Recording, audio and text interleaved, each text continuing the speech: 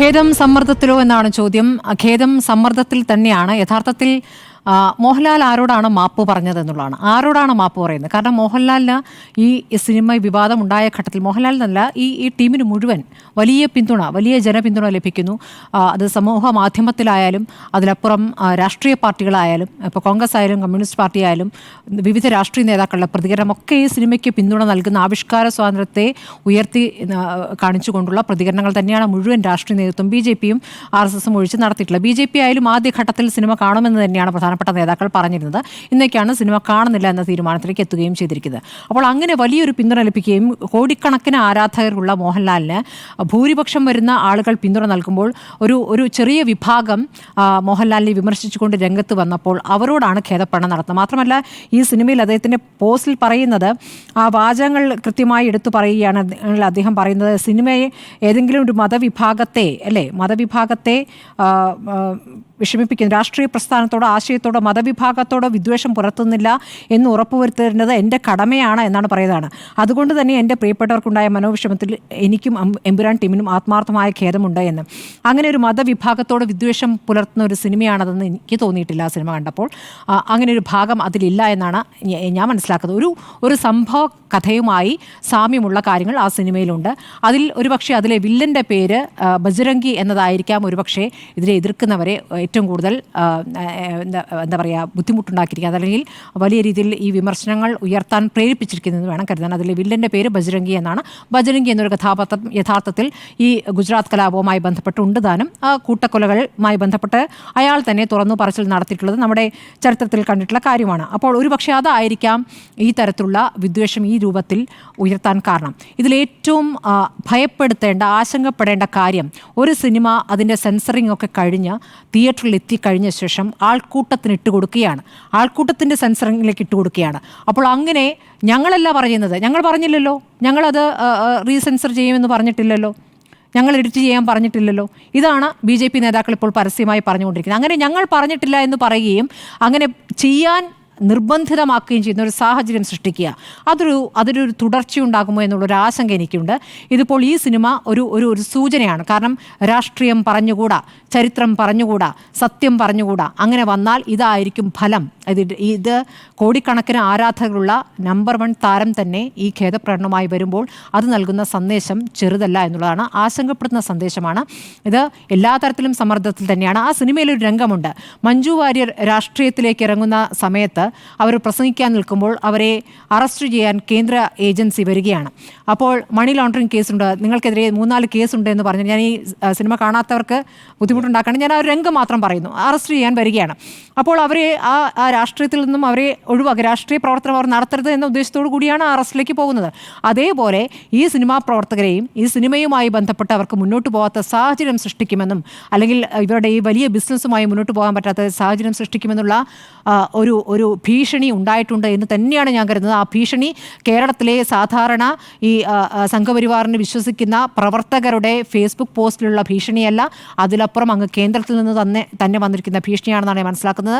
അതിൻ്റെ അടിസ്ഥാനത്തിൽ തന്നെയാണ് ഈ ഖേദപ്രകടനം ഉണ്ടായിരിക്കുന്നത്. കാരണം മോഹൻലാൽ എന്ന നടൻ പലപ്പോഴും സംഘപരിവാറുമായി ബന്ധം പുലർത്തിയിട്ടുള്ള നടനാണ്. പല ഘട്ടങ്ങളിലും അദ്ദേഹത്തിൻ്റെ താല്പര്യം, രാഷ്ട്രീയ താല്പര്യം, അദ്ദേഹത്തിൻ്റെ രാഷ്ട്രീയ ചായ്വ് എന്താണ് എന്ന് അദ്ദേഹം വ്യക്തമാക്കിയിട്ടുള്ളതാണ് പല രൂപത്തിൽ. മോദിയെ പലപ്പോഴും പുകഴ്ത്തിക്കൊണ്ട് അദ്ദേഹം പോസ്റ്റുകളും ഇട്ടിട്ടുള്ളതാണ്. പക്ഷേ ഈ അയോധ്യ ക്ഷേത്രത്തിൻ്റെ ഉദ്ഘാടനത്തിന് അദ്ദേഹത്തെ വിളിച്ചപ്പോൾ അദ്ദേഹം പോയിട്ടില്ലെന്ന് തോന്നുന്നു. അതിന് അദ്ദേഹം പോയിട്ടില്ല. പക്ഷേ അതിനുശേഷം ഉണ്ടായിട്ടതാണ് ഈ സിനിമ. അപ്പോൾ അകന്ന് നിൽക്കുകയാണോ എന്ന് തോന്നലുണ്ടായിരിക്കാം. ഇപ്പോൾ മേജർ പദവി അദ്ദേഹത്തിൽ നിന്ന് എടുത്തു മാറ്റണമെന്ന് പറയും. മേജർ പദവി BJP കാലത്തല്ല അദ്ദേഹത്തിന് കിട്ടിയിട്ടില്ല, ആന്റണിയുടെ കാലത്താണെന്ന് ഞാൻ മനസ്സിലാക്കുന്നത്. അപ്പോൾ AK ആന്റണിയുടെ കാലത്താണ്, പ്രതിരോധ മന്ത്രിയായിരുന്ന കാലത്താണ്. അപ്പോൾ അതെടുത്ത് മാറ്റണം എന്നടക്കമുള്ള ആവശ്യങ്ങൾ ഒരു വശത്തൊക്കെ വരുന്നുണ്ട്. അപ്പോൾ ഇതൊക്കെ തന്നെയും ഒരു സമ്മർദ്ദമാകുന്നു. അതല്ലാതെ ഇവർക്ക് ഈ അഭിനയം, നിർമ്മാണം എന്ന ബിസിനസ്സുമായി മുന്നോട്ട് പോകാൻ പറ്റാത്തൊരു സാഹചര്യം സൃഷ്ടിക്കപ്പെടും എന്നുള്ള ആശങ്ക ഉണ്ടാക്കിയിരിക്കുന്നു. അതുകൊണ്ടാണ് മോഹൻലാൽ ഇങ്ങനെ ഒരു പോസ്റ്റ് ഇടുകയും അതിലൊന്നും പറയാതെ അത് ഷെയർ ചെയ്യുകയാണ് പൃഥ്വിരാജ് ചെയ്തിരിക്കുന്നത്. ഇനി പൃഥ്വിരാജുമായി ബന്ധപ്പെട്ടാണെങ്കിൽ, പൃഥ്വിരാജ് എന്ന നടൻ, സംവിധായകൻ, നിർമ്മാതാവ് പൃഥ്വിരാജിനെ കോർണർ ചെയ്തുകൊണ്ട്, അല്ലെങ്കിൽ പൃഥ്വിരാജാണ് ഇതെല്ലാം ചെയ്തിരിക്കുന്നത്, പൃഥ്വിരാജിൻ്റെ ബുദ്ധിയിൽ ഉദിച്ചതാണ്. മോഹൻലാൽ ഒന്നും അറിയാതെ അതിൽ അഭിനയിക്കുകയാണ്, അദ്ദേഹം അറിഞ്ഞിട്ടേ ഇല്ല, അദ്ദേഹം കണ്ടിട്ടേ ഇല്ല എന്ന രൂപത്തിലൊക്കെ ഒരു നരേറ്റീവ് സൃഷ്ടിക്കാൻ ശ്രമിക്കുന്നുണ്ട്. അങ്ങനെയല്ല. ആ സിനിമ ഒരാളൊരു സിനിമയിൽ അഭിനയിക്കുമ്പോൾ, പ്രത്യേകിച്ച് ഇദ്ദേഹത്തെ പോലെ പ്രധാനപ്പെട്ട ഒരു നടൻ ആ സിനിമയുടെ പ്ലോട്ട് അറിയാതെയാണോ അഭിനയിക്കുന്നത്? അതിൻ്റെ കഥകളൊന്നും കഥ എങ്ങനെയാണ് പോകുന്നതെന്നും അതിൽ എന്താണ് തൻ്റെ റോളെന്നും അറിയാതെയാണോ അദ്ദേഹം അഭിനയിക്കുന്നത്? അങ്ങനെയല്ലല്ലോ. ഇപ്പോൾ പൃഥ്വിരാജുമായി ബന്ധപ്പെട്ട് ഇപ്പോൾ പൃഥ്വിരാജിൻ്റെ അമ്മ തന്നെ അതിലൊരു വേദനിച്ചിട്ടുള്ളൊരു അമ്മയുടെ പ്രതികരണമാണ്. അവരൊരു ഫേസ്ബുക്ക് പോസ്റ്റും വന്നിട്ടുണ്ട്. ഈ സിനിമയുടെ എല്ലാ ഘട്ടത്തിലും മോഹൻലാലുമായിട്ടും ഈ ആന്റണി പെരുമ്പാവൂരുമായിട്ട് കൃത്യമായി ചർച്ച നടത്തിയിട്ട് തന്നെയാണ് മകൻ ഈ സിനിമ ചെയ്തിട്ടുള്ളത്. ഓരോ ഷോട്ടും കാണിച്ചു കൊടുത്തിട്ടുണ്ട്. അതിലെടുക്കുന്ന സമയം മകൻ അമ്മയെ വിളിക്കുമ്പോൾ മകനെ കിട്ടുന്നില്ല, ഞാനിതിപ്പോൾ തിരക്കിലാണ് അമ്മേ, ഞാനിപ്പോൾ ഈ സിനിമയുമായി ബന്ധപ്പെട്ട് ഞാൻ ഇവരെ കാര്യങ്ങൾ ബ്രീഫ് ചെയ്യുകയാണ്, ഇത് കാണിച്ചുകൊണ്ടിരിക്കുകയാണ് എന്ന് പറഞ്ഞ് ഫോൺ കട്ട് ചെയ്യുന്നു. അത്ര പോലും അമ്മയ്ക്ക് മകനോട് സംസാരിക്കാൻ ആ ഇട കിട്ടിയിട്ടില്ല. അപ്പോൾ ഇത് എല്ലാവരും കൂട്ടായിട്ടുള്ള ഒരു പരിപാടിയാണ്, ഉത്തരവാദിത്തമുള്ള കാര്യമാണ്. അതിൽ തൻ്റെ മകനെ മാത്രം എടുത്തു കാട്ടി മകനെ കുറ്റപ്പെടുത്തിക്കൊണ്ടുള്ള പ്രതികരണങ്ങൾ വരുന്നതിലാണ് അമ്മ ആ ഖേദപ്രകടനം നടത്തിയിട്ടില്ല. ഇനി ഞങ്ങൾ ഭീഷണിപ്പെടുത്തിയിട്ടില്ല എന്ന് പറയുന്നു. ഭീഷണി പല രൂപത്തിലാണെന്നേ.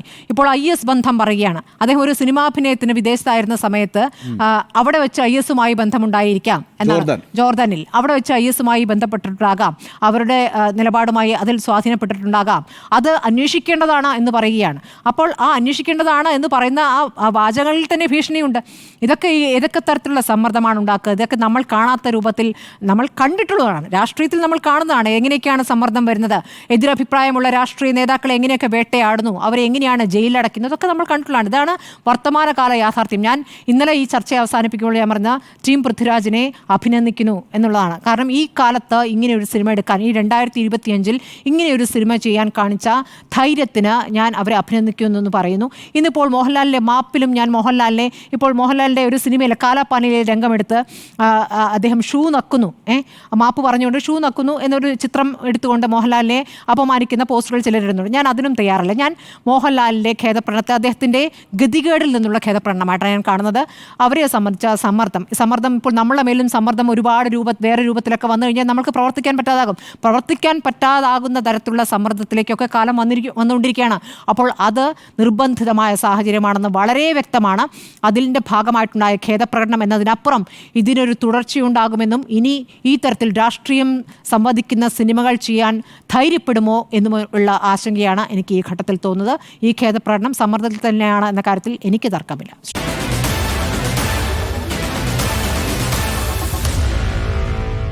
Meet the editors.